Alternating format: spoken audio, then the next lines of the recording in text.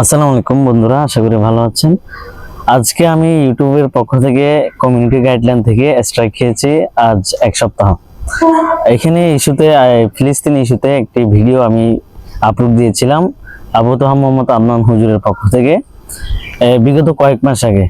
যে এই কারণে এই ভিডিওর কারণে আমি স্ট্রাইক খেয়েছি আজকে এক সপ্তাহ। ইউটিউবের পক্ষ থেকে বলা হয়েছে প্রথম স্ট্রাইকে আমার এক সপ্তাহের জন্য আমার পোস্ট লাইভ ভিডিও সবকিছু আমার জন্য অফ। আর যদি 90 দিনের মধ্যে যদি আমি আবারও স্ট্রাইক খাই তখন 2 সপ্তাহের জন্য সবকিছু অফ থাকবে। ইভেন যদি সেকেন্ড স্ট্রাইক খাওয়ার পরে যদি আবার 90 দিনের মধ্যে কিছু হয়, থার্ড স্ট্রাইকে আমার ইউটিউব চ্যানেল রিমুভ করে দিবে।